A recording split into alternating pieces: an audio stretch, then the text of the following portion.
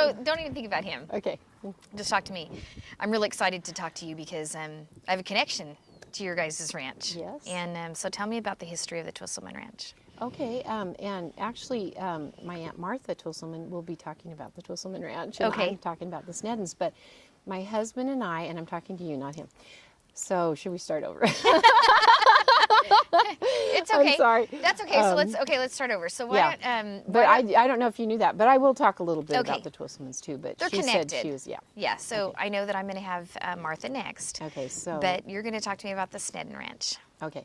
Okay. And so my history does go back, and my husband's both longtime Kern County cattle ranchers.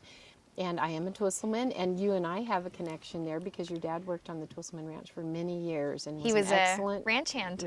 ranch hand and horseman. And then also my husband's family, the Sneddons, started out over on the east side of Kern County in 1867. So next year will be our 150th year in cattle business in Kern County. And you then- still operate a cattle ranch. Still operate a cattle ranch, and we are in the 6th generation of Sneddon family there. And we moved over into the southwest of the county in the 1916. So the location where I am now will be 100 years this year. So Wow, that's a lot of legacy. wonderful. Wonderful legacy. Yeah. So I have to talk about your knee here. Yeah, this just happened last Friday, and I've worked on a ranch all my life, and this is really one of my first major, injuries anyway. But I had a cow try to wipe me out anyway, and did effectively do that. So I'm going to see how bad it is this afternoon. So Friday, a cow tried to run you over. Yes. Or did Or run did you over. run me over. Did run you over. Yeah. And today's Trampled Tuesday, me. and you're finally going to go to the doctor. Yeah. Okay. Had it on ice. So you're still working actively on the ranch every day Yes, then? yeah. So what were you guys doing on Friday when you got ran We over? were sorting heifers and getting ready to. Shall I talk a little bit about our cattle business and what we do? We have a commercial cattle ranch, meaning that we have cows that we raise cattle for market.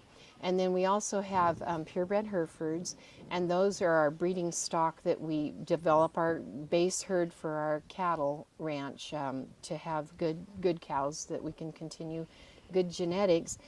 And so we sell bulls, and we were getting ready to have a man who did come yesterday. He's an ultrasound technician, and he ultrasounds our bulls, and he can tell how big the rib steaks will be and the marbling and all these great things.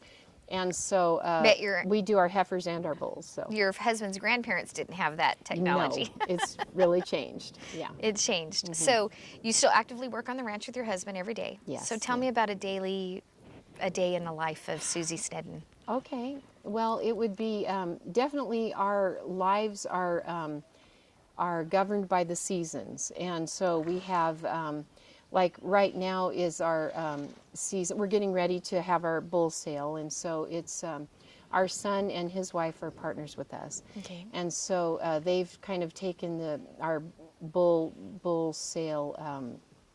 And our number of bulls we're selling to a different level, and it's been really exciting because they're excited about what we're doing, and so we're getting ready for our bull sale in October, and we are also moving into our calving season, and so we're in the process of we have high country, which is at almost 5,000 feet, and so before winter we start moving our cattle down to our lower country, which goes clear down to what I would call the valley floor, which is about 800 feet elevation. So we just start moving our cattle down, and so every day it's just a matter of trying to respond to what's the next project, and it varies, and every day is new because you might have a broken pipeline or cattle got out somewhere, Or broken fence. Got a fixed anything. fence. Okay. So now, of course, my dad's connection is being a ranch hand for you guys Yeah. at the Twisselman Ranch,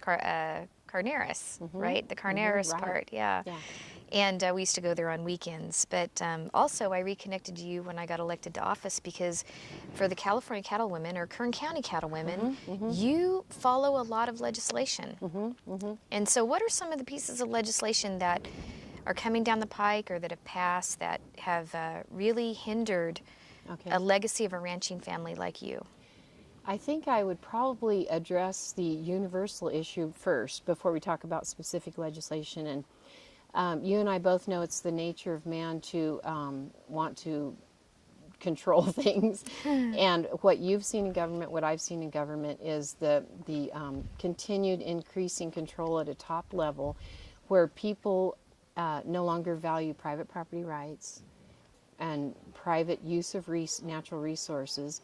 And so what's happening on the federal level and the state level is just increasing by major components and to control our land and property, not recognizing our private property rights. What do you mean by So- that? Like, what do you mean they don't recognize your private property rights? Well, if they're coming into, well, for right now, our issue is we have the federal government wanting to put land designations on our private property to restrict how we can use that land. But it's your land. It's our land. How long has it But been in there- your family? It's been, well, and not just how long, even if I had bought it yesterday, if I have the deed, it should prove that it's my land. But let's talk about your family history. Okay. This ranch land you're talking about right now That I is- live on. that you live on 1916. since the Steddons purchased 1916. it. Since 1916, it's been the Steddons family ranch. Right. And irregardless if you bought it yesterday or in 1916, Right. but right now we're talking about the legacy Right. of a family cattle ranch since 1916. Yeah. And the federal government is coming in to tell you how you can use that land. Yeah. And giving you what restrictions? Well, for instance, on one piece that they've put restrictions, they say it doesn't apply to us, but it's on their map and it's there, and it's the county would recognize it as a designation. No, you have to be off of there when the sun goes down. No, so no overnight camping, day use only. No discharge of firearms except for legal hunting purposes. No collecting of firewood, and numerous others. So, you know, when we help work on the ranch on the weekends up at my son-in-law's family ranch, there's a lot of oak trees that fall down. And then, you know, they resource that oak tree and it becomes a heating element. In the wintertime, Sure. they burn in their fireplace. Yeah. Are you saying that on that particular designated piece of your land that you've owned since, your family has owned since 1916, you cannot cut firewood? According to their land designation, penalty up to a year in prison. For Now- cutting down, wait a minute, let's go back to Yeah. that. So a penalty for a year in prison, for cutting up firewood from a fallen tree, Yeah, or On just your own gathering land. it. Just gathering it. Yeah. or just gathering, Yeah, not yeah. cutting it, but just gathering it Yeah. to use as a resource. Now, do you guys heat your home with a heater or do you have a fireplace? No, we have a heater now, but we've always had a wood stove. Yeah, Just a wood yeah, stove. Yeah. That's what we have as a wood So, stove. But and the thing is, the push comes to shove after the fact. So if Richard and I were out there trying to help a cow maybe that was having a problem having a calf, the sun starts going down. What do you and do? Technically, you think by federal law, it would be against the law for us to stay out here. To help Well, that we're, cow. We're not going to leave. No. So we'll find out what happens. Yeah, we'll see what happens. So, okay, let's make sure that people understand what you're saying. You've owned this land since 1916, your family. And it doesn't, like you said, it doesn't matter if you bought it yesterday, but Right. we're talking about 1916. This land has been in your family's property. And the federal government has a land designation now on your personal property that if you're out there helping a cow have a calf, Yeah. maybe she's struggling. Yeah. Maybe she needs help. Maybe you've got a cow or a heifer stuck in a fence or Yeah, anything. anything that could happen on ranch land. Yeah. You can't deal with that till after, till the following day if the According sun to goes the down. to the federal government. How does that make you feel? Well, it's very frustrating because we know it's not constitutional. And so I, like you, spend a lot of my time trying to find out, discover strategies to make people aware of this, raise awareness. And this is great because we're raising awareness right now so everyday citizens know that what's happening, because they anybody who owns a car, a home, that's private property, and they don't want somebody to just take their car keys and get in their car and say, not private anymore. Or It's you can't public. drive your car after After 5 dark. o'clock at night, Yeah, or yeah, they don't want yeah. those same rules put on them. No, and they don't.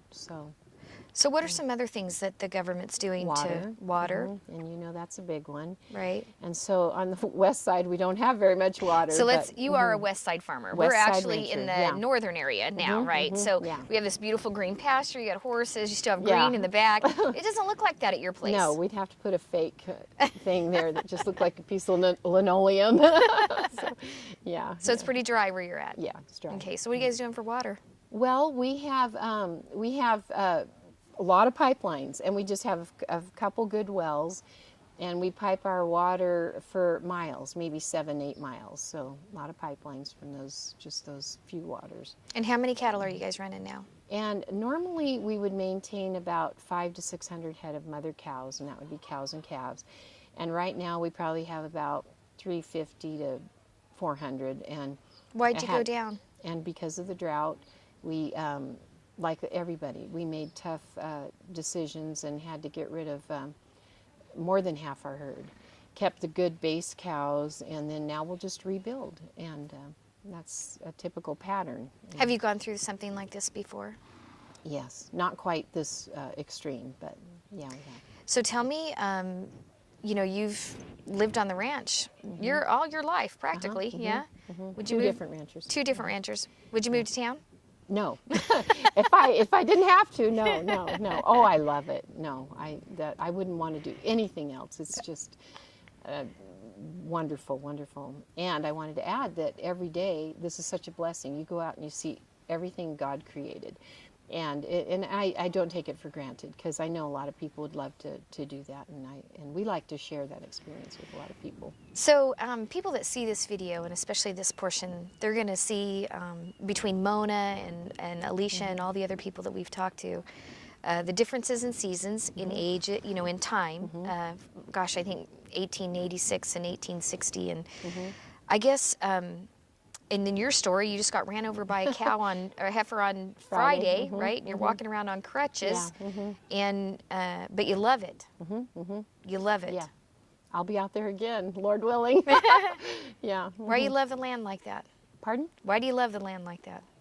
It's an emotional connection, and yeah, there's something about it. And the cows, and there's just it's in your blood. It's in your blood. Yeah. So, when we go back to Sacramento and we talk to those legislators up there, they really think they can run your ranch better than you can. Yeah, they do. Yeah.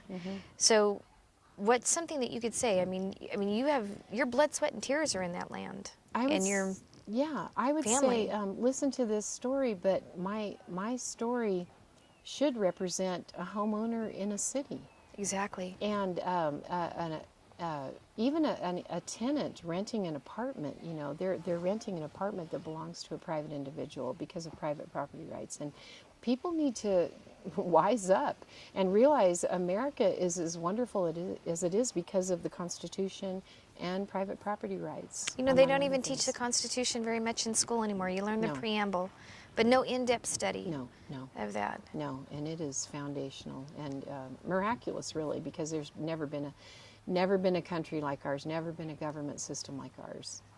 And so you are very, very involved in making sure that the word spreads, because even though they're trying to not allow you on your property after sundown, right? Even if you're doing, you could be saving a calf's life, right? You could have a coyote that got a calf, or a mountain lion, something, and you could be out there rescuing that calf, and as soon as that sun goes down, you either have to leave that calf there, that baby, you have to leave that baby calf there, or you have to violate the law. And that's really no different, like you said, from somebody who's renting an apartment or owns a car. Yeah.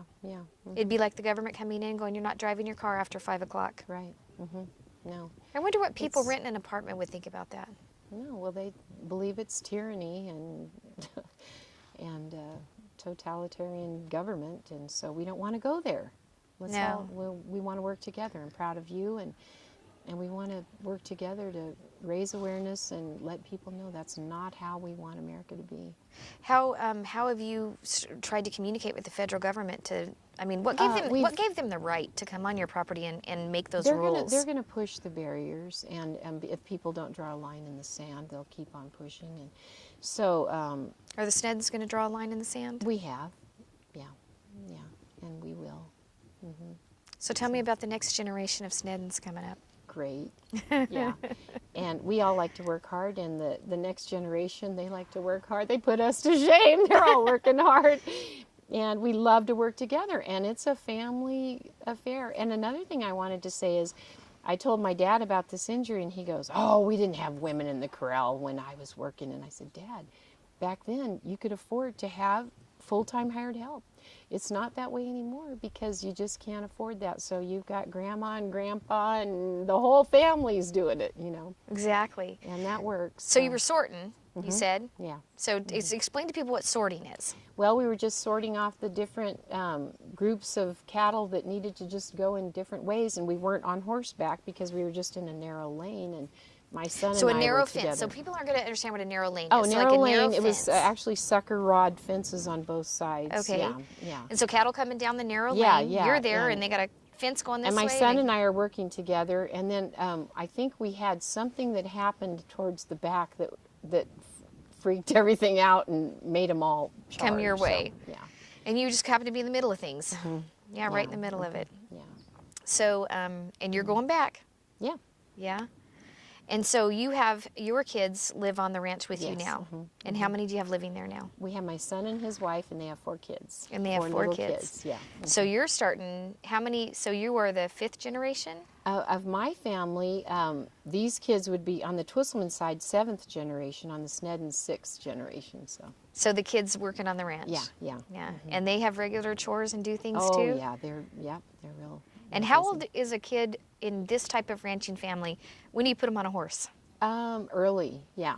And Early 10 years old? Oh, no. Oh, like 5, and, just following cattle or something. And then by the time, like, I have a 10-year-old granddaughter, and she can do anything. She can do anything. Yeah. Good. Yeah. Is there anything that I haven't asked you that you want to share? No, I think it's been a really good interview. And I think it got across how much that land means to us and all of America. Yeah. So, thank you. Thank you. Okay. You guys good with that? That was a really long interview. No, they'll just do bits.